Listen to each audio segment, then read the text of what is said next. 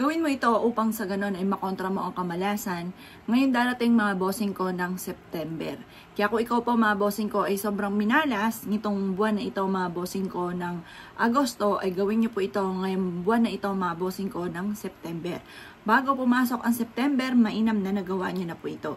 Maglagay ka mga bossing ko ng isang garapong tubig sa may gilid mga bossing ko ng inyo pong pintuan ng main door. Ngayon pa mga bossing ko, sasamahan po natin ito ng 3 barya mga bossing.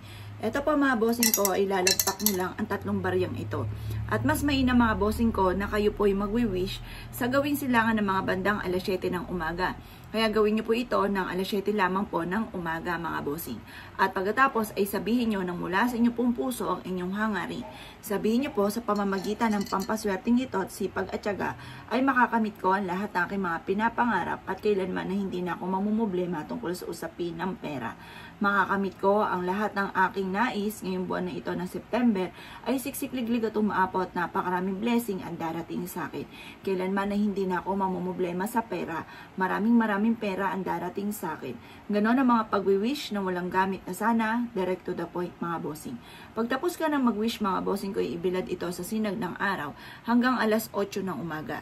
Makalipas ng alas 8 ng umaga ay ilagay nyo na po ito sa likod ng pintuan ng inyong main door or sa mismong gilid mga bossing ko ng inyo pong main door. At ito pa mga bossing ko ay hihigop ng mga negative energy. Mainam mga bossing ko na panitiliin ng ating tubig na malinis upang sa ganon ay magtuloy-tuloy ang agos ng swerte lalo na sa pera. Kung meron ka ng ganito, tingnan ng inyo pong tubig kung ito po ay madumi na. Kapag madumi na po yan, ibuhos nyo lamang po sa lababo, hugasang mabuti ang inyo pong lagayan.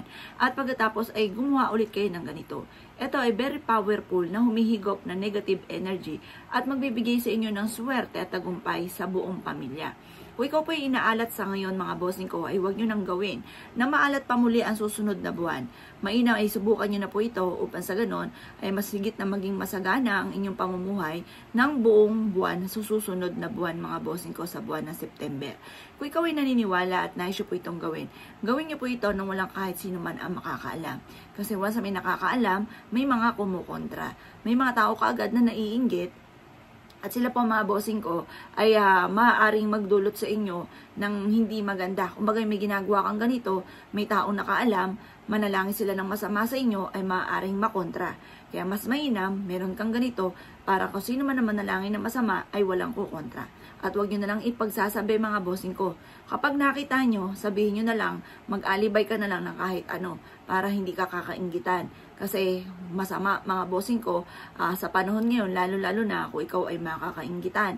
Ang mga inggitera ay gagawin niya ng lahat para ikaw po ay kumbaga madaig ka nila para ikaw ay mapabagsak. Kaya mahirap po yung mga ganyang sitwasyon na nakakainggitan ka.